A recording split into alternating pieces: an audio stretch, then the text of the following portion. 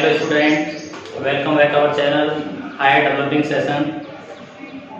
तो जैसा कि हमने लास्ट वीडियो में बताया था आपको कि अब हम उनके टाइप्स बताने वाले हैं कि एसिड जो होते हैं, बेस होते हैं, वो किसके अकॉर्डिंग किस टाइप के हो सकते हैं।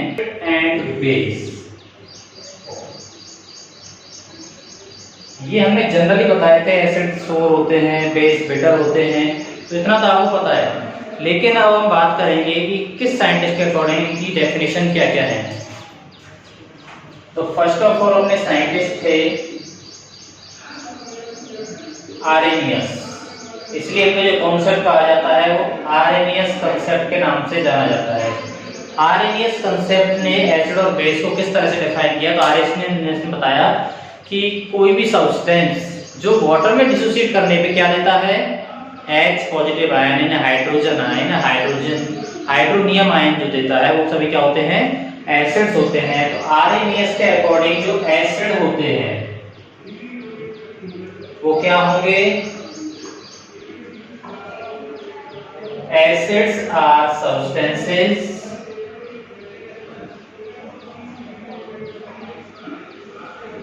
that dissociate in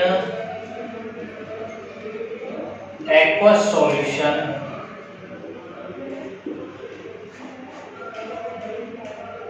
and give hydrogen ion।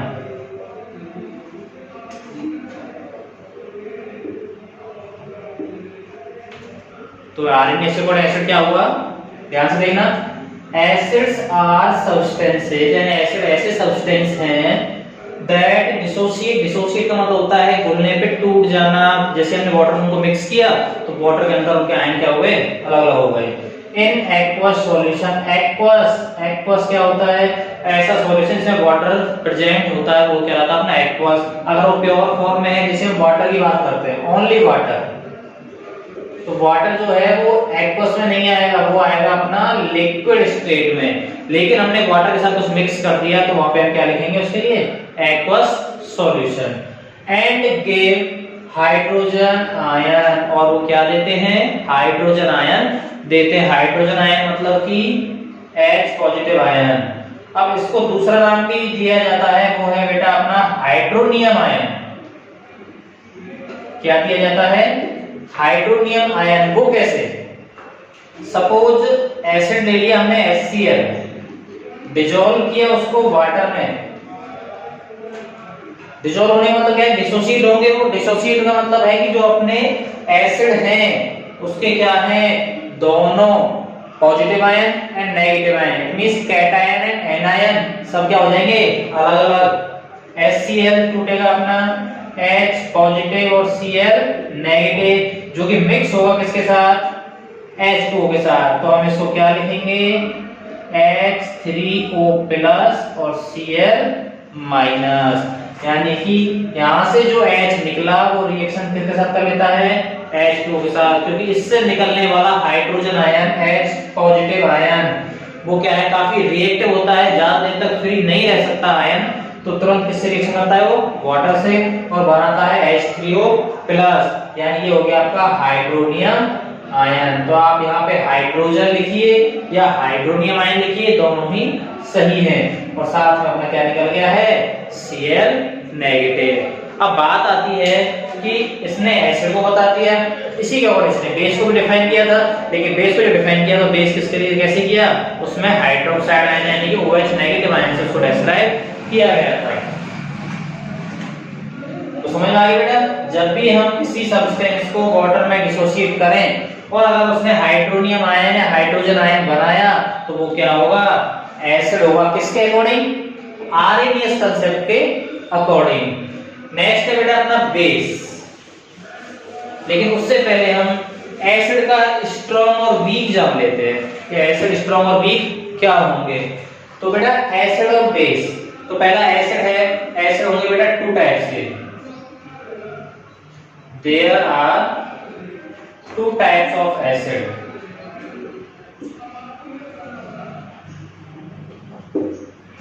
कि बेटा डिसोसिएशन रेट के अकॉर्डिंग कोई ज्यादा डिसोसिएट होता है, कोई कंप्लीट, कोई इनकम्प्लीट होता है, नहीं पूरा तरह से नहीं हो पाता है। तो उसके अकॉर्डिंग ऐसे टू टाइप के हैं आरएनएस के, वो मैंने बताया था आपको लास्ट वीडियो में।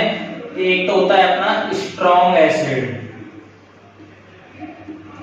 एंड सेकंड होता है अपना वीक एसिड। अब स्ट्रॉन्ग और वीक कोई मजबूती से थोड़ी, कोई तलवार है, हाँ ये मजबूत है, ये स्ट्रॉन्ग हो गया, ये वीक हो गया, ऐसा कुछ नहीं है। स्ट्रॉन्ग और वीक का मतलब है आयन से रिलेटेड है। स्ट्रॉन्ग एसिड, पहले इसको देख लेते हैं। स्ट्रॉन्ग एसिड में क्या आएगा? Acid that completely dissociate in aqueous solution,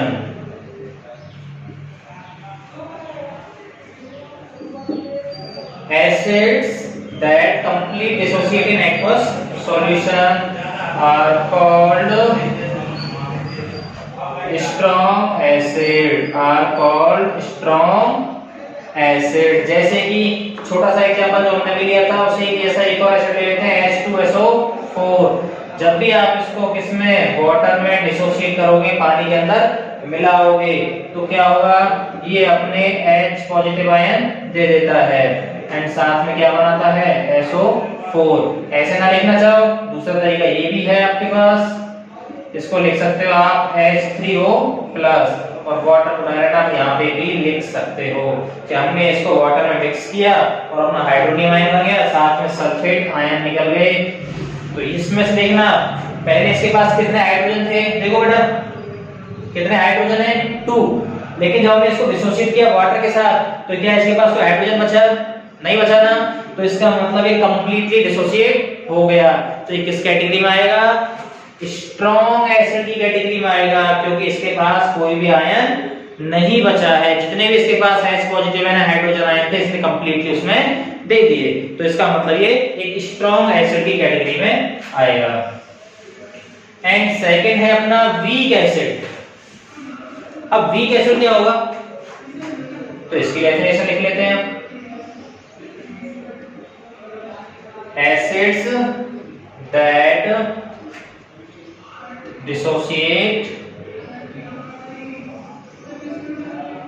partially, यानी कि कंप्लीटली डिसोसिएट नहीं होंगे इन aqueous solution,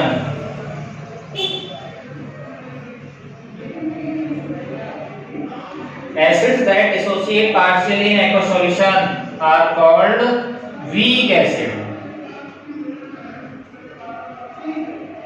are called weak acids। बेटा अगर किसी को नोट करना हो तो वीडियो पॉज करके आप नोट कर सकते हो, कोई प्रॉब्लम नहीं है, थोड़ा सा अरेंज करना होता है। तो एसिड जो कंप्लीटली डिसोसिएट नहीं हो रहे हैं, पार्शियली डिसोसिएट हो रहे हैं, वो सब क्या कहलाएंगे? अपने weak acid. For example acetic acid CH3COOH, when we dissolve in water then we find H3O plus CH3COO minus। अभी आप देख सकते हो बेटा इसके पास देखो हाइड्रोजन, 3 हाइड्रोजन ले रहे, एक हाइड्रोजन ले रहा, टोटल 4 हाइड्रोजन्स हैं इसके पास। लेकिन जब इसको वाटर के अंदर डिसोसिएट किया गया तो इसने आयन तो बनाए, लेकिन अभी भी इसके पास हाइड्रोजन आयन क्या है? रिमेन बचे हुए हैं अभी। तो इसने अपने कंप्लीटली H पॉजिटिव आयन इसको नहीं दी, डिसोसिएट नहीं हो पाए। अभी डिसोसिएट नहीं हो पाए, इसलिए ये कैसा एसिड होगा? ये वीक एसिड की कैटेगरी में आएगा। तो आरएनएस के अकॉर्डिंग एसिड क्या होते हैं? जो वाटर में डिसोसिएट करने पे H पॉजिटिव आयन देते हैं, वो सब क्या कहलाते हैं? एसिड कहलाते हैं। और उसमें बताया कि एसिड कितने टाइप के होते हैं? 2 टाइप के डिसोसिएशन के अकॉर्डिंग। जो अपने आप को कंप्लीटली डिसोसिएट कर देता है, H पॉजिटिव आयन देता है, वो आएगा अपना स्ट्रॉन्ग एसिड में। और जो पार्शियली मतलब कुछ आंशिक भाग, छोटा मोटा हिस्सा डिसोसिएट करता है, वो सब किसमें आता है? अपना वीक एसिड में। अगर डिसोसिएशन रेट आपकी 30% से कम है तो वो क्या होगा? वीक एसिड होगा बेटा। वीक एसिड जो होता है उसकी डिसोसिएशन रेट 30% से कम होती है, यानी वो 30% से कम अपने हाइड्रोजन आयन इसको दे पाता है। तो ये होती है उसकी वीक एसिड की पहचान। और जो अपने क्या होंगे, स्ट्रॉन्ग एसिड होंगे, उनका जो डिसोसिएशन रेट होगा वो क्या होगा, 100%। जैसा कि HCl में हुआ था, HCl का H अलग हो गया, Cl नेगेटिव, इसमें एक भी H नहीं बचा। इसका मतलब ये कंप्लीटली डिसोसिएट हो चुका है 100%। जितने भी हाइड्रोजन इसके पास थे वो इसने सभी क्या कर दिए, डोनेट कर दिए। तो इसका मतलब ये स्ट्रॉन्ग एसिड की कैटेगरी में आएगा। नेक्स्ट है बेटा अपना base.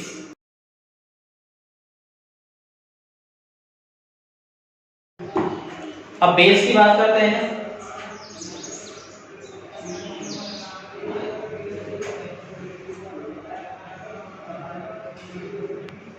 Base are substance that are dissociate in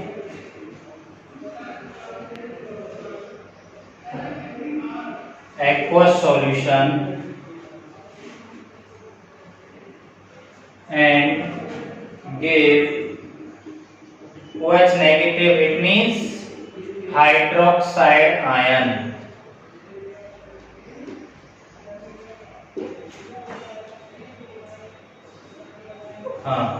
base are substances that are associated in aqueous solution and give OH negative ions, यानी हाइड्रोक्साइड आयन। यानी कि ऐसे सब्सटेंसेस जो क्या करते हैं, अपने ऐसे सब्सटेंस की बात कर रहे हैं जो पानी में डिसोसिएट करने पे, एक्वस सॉल्यूशन में डिसोसिएट करने पे अपने क्या देते हैं, OH नेगेटिव आयन डिसोसिएट करते हैं, OH नेगेटिव आयन देते हैं, हाइड्रोक्साइड आयन देते हैं।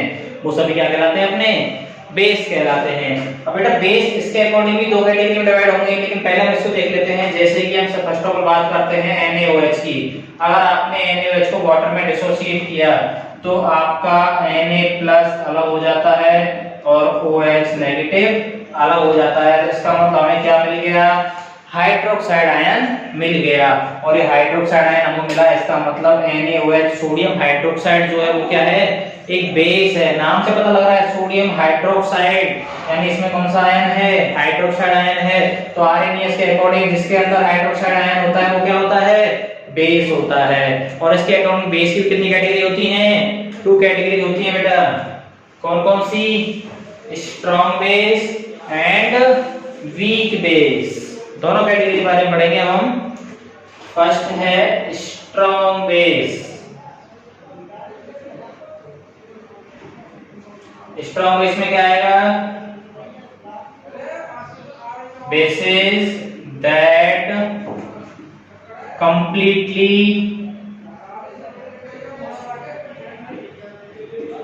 Ionised in aqueous solution. Bases that completely ionize in aqueous solution are called strong bases.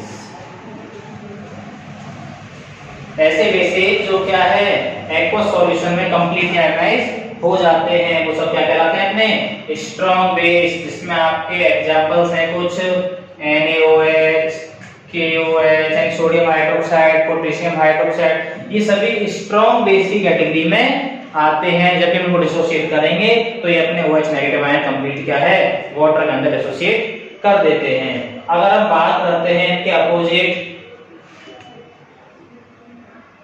Week bases, weak base की बात करते हैं तो सिमिलरली यही रहेगी, लेकिन इसके जो आयन हैं वहां कंप्लीटली की जगह क्या आएगा बेटा, पार्शियली। यानी ऐसे बेसेस जो पार्शियली आयोनाइज होते हैं एक्वस सॉल्यूशन में।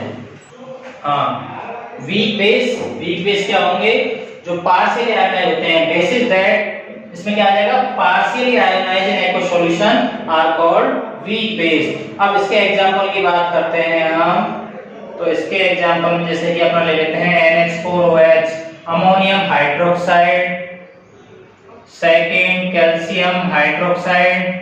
अब आप कहोगे ये कैसे हो रहे हैं, तो आप देख सकते हो NH4OH, जब इसको डिसोसिएट करते हैं तो NH4 प्लस और OH माइनस, तो इसमें भी अभी हाइड्रोजन बचे हुए हैं क्योंकि हमने वाटर में डिसोसिएट किया है, तो साथ में भी इसके साथ क्या है, हाइड्रोजन है इसमें, तो हाइड्रोक्साइड बनेंगे इसके, लेकिन साथ में क्या है, OH निकला है। तो ये पार्शियली डिसोसिएट होते हैं, कंप्लीटली डिसोसिएट नहीं होते हैं, इनकी पावर कम होती है, इसलिए इनको क्या कहते हैं, वीक बेस की कैटेगरी में रखा गया है।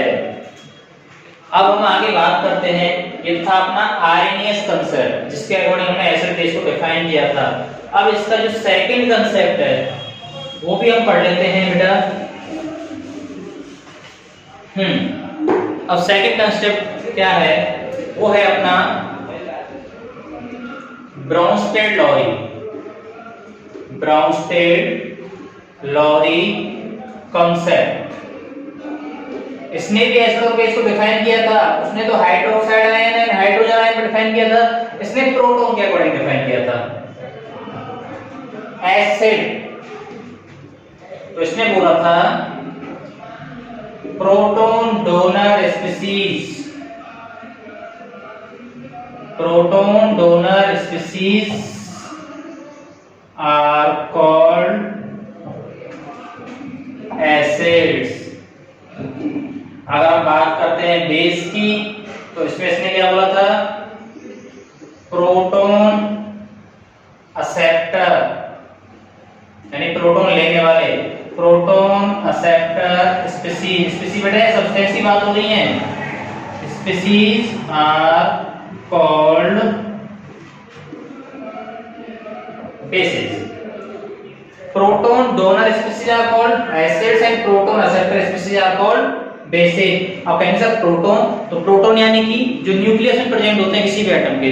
और हाइड्रोजन की बात करते हैं, हाइड्रोजन जो होता है उसकी न्यूक्लियस में एक प्रोटॉन होता है और उसकी सेल में एक ही क्या होता है, इलेक्ट्रॉन। यहाँ पे उसका एक प्रोटॉन होता है, एक प्रोटॉन है एक इलेक्ट्रॉन है। तो प्रोटॉन डोनेट करना मतलब डायरेक्टली ऐसा है उसने हाइड्रोजन डोनेट कर दिया अपना, लेकिन हम प्रोटॉन के अकॉर्डिंग बताएंगे कि प्रोटॉन जो है अगर वो डोनेट कर रहा है तो वो एसिड है, और प्रोटॉन एक्सेप्ट कर रहा है तो वो क्या है, एक बेस की कैटेगरी में आएगा, जिसमें हम ले सकते हैं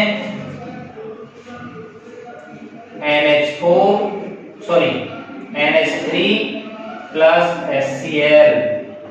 अब इसने अपना प्रोटॉन किसको दे दिया है, NH4 को, सॉरी NH3 को, then find NH4 plus Cl minus. तो इसने प्रोटॉन दिया है इसलिए क्या हो जाएगा अपना एसिड, और प्रोटॉन लेने वाला एक्सेप्टर स्पीशीज कौन सी है, NH3 अमोनिया। तो ये यहाँ पे क्या होगा, एक बेस। तो ब्राउनस्टेड-लॉरी के अकॉर्डिंग HCl अपना एसिड होगा एंड NH3 अपना बेस होगा, क्योंकि ये प्रोटॉन दे रहा है और ये प्रोटॉन ले रहा है, तो ये एक्सेप्टर है। अब आते हैं conjugate base and conjugate acid. अब ये एसिड है, कॉन्जुगेटेड एसिड है, इसमें क्या है, यहाँ पे देखो आप Cl बना है। अब ये नेगेटिव स्पीशीज है तो इसको प्रोटॉन चाहिए, तो ये हो जाएगा अपना कॉन्जुगेटेड एसिड बेस पेयर। यहाँ दो पेयर बनते हैं, कॉन्जुगेटेड एसिड बेस पेयर। ये एसिड था, यहाँ पे जाके बेस की तरह बिहेव कर रहा है, ये यहाँ पे बेस है, लेकिन यहाँ पे इसके पास प्रोटॉन ज्यादा हो गए तो प्रोटॉन दे सकता है, तो ये क्या है, किसी तरह बिहेव करेगा, ये एसिड की तरह बिहेव करेगा। तो ये कॉन्जुगेटेड एसिड बेस पेयर हो चुके हैं। कॉन्जुगेट एसिड बेस पेयर मतलब पहले एसिड था बाद में वो बेस बन गया, या पहले वो बेस था बाद में वो एसिड हो गया, तो कॉन्जुगेट एसिड बेस पेयर हो गए इसके अकॉर्डिंग, ब्राउनस्टेड-लॉरी कॉन्सेप्ट के अकॉर्डिंग।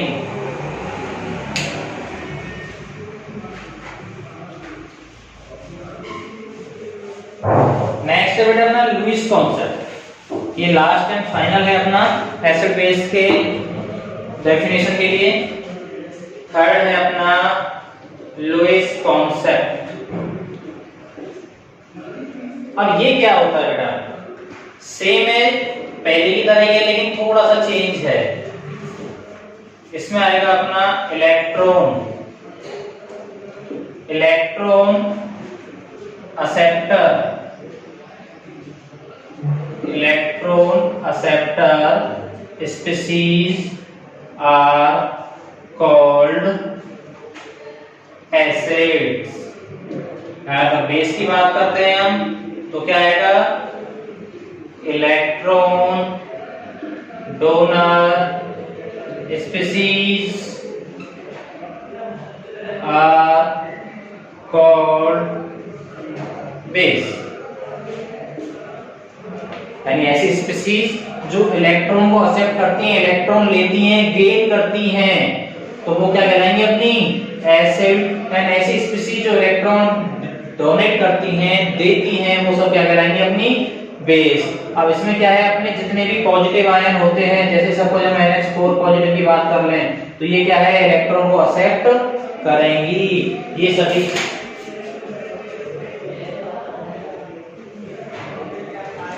NH4 प्लस है, Mg2 प्लस है, जितने भी पॉजिटिव आयन आएंगे वो सभी किसमें आएंगे, इस एसिड की कैटेगरी में आएंगे। तो इनके पास क्या है, पॉजिटिव आयन है, ये इलेक्ट्रॉन लेंगी।